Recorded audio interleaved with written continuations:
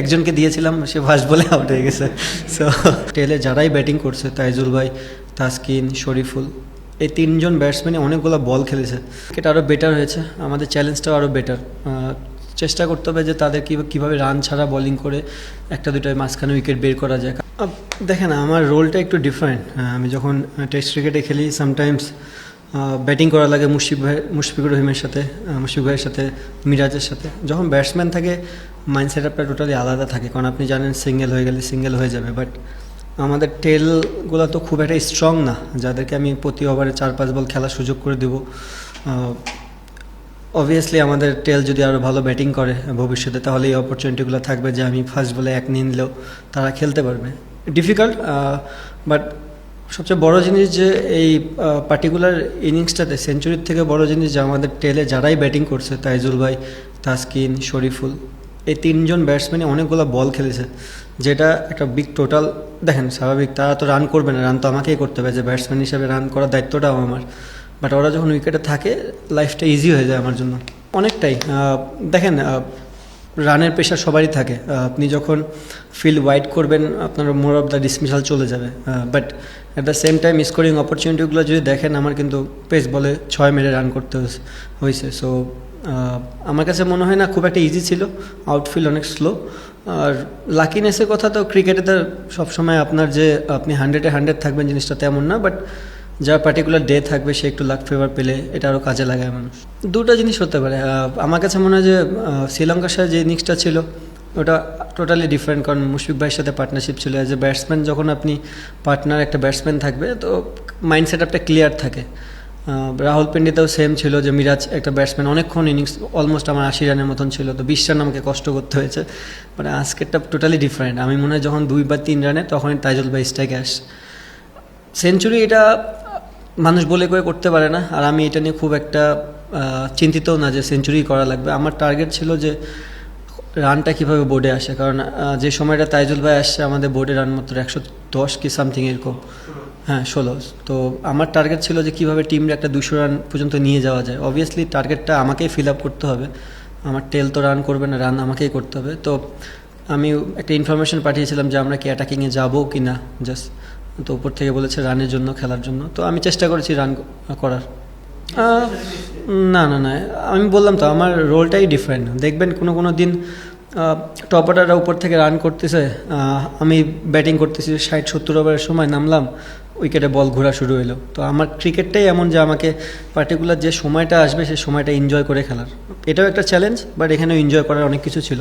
হ্যাঁ, আমার কাছে মনে হয়েছে আমি যখন উইকেটে নামি তখন উইকেটটা খুব একটা ইজি ছিল না, বাট যত সময় গেছে উইকেটটা ব্যাটিংয়ের জন্য ভালো হওয়া শুরু হয়েছে আস্তে আস্তে। অল আউট করে দিতে পারতো কিনা এটা তো বলা খুব মুশকিল, তারাও খেলতে আসছে। বাট যে কন্ডিশন ছিল, যে কোনো টিমই বোলিং নিত।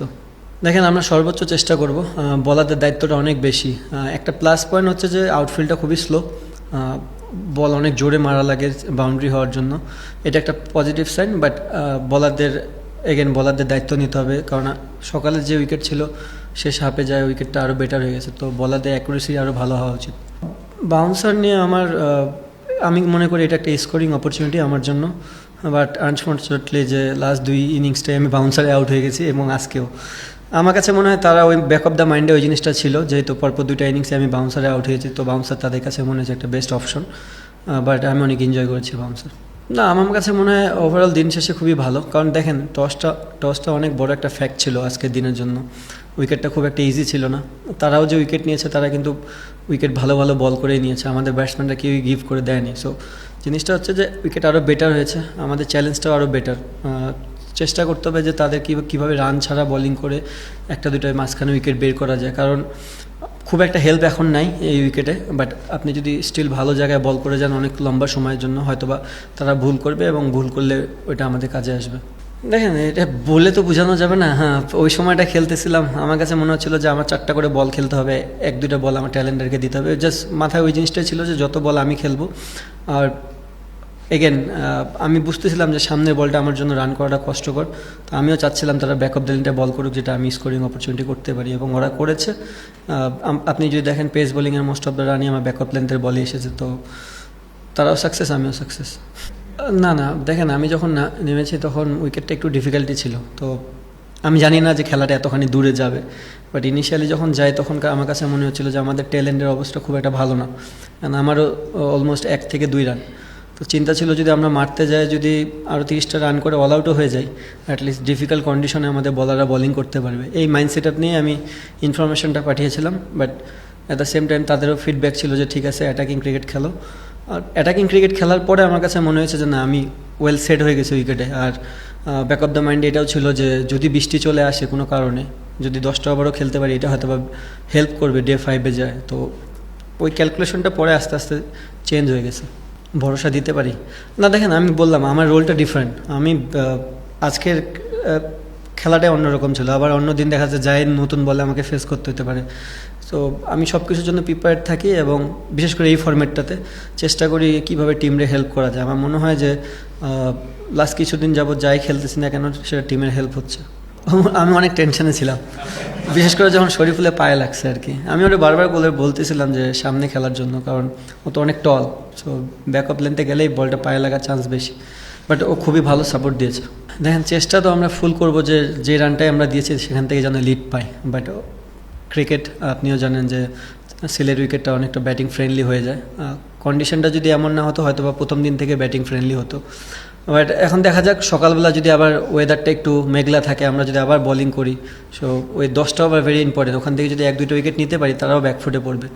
তো মেন জিনিস হচ্ছে বলারদের লম্বা টাইম ধরে বল করতে হবে এবং ভালো জায়গায় বল করতে হবে, যেন এই লিডটাও যদি ওরাও পায়, বাট এটা যেন সময় নিয়ে পায়।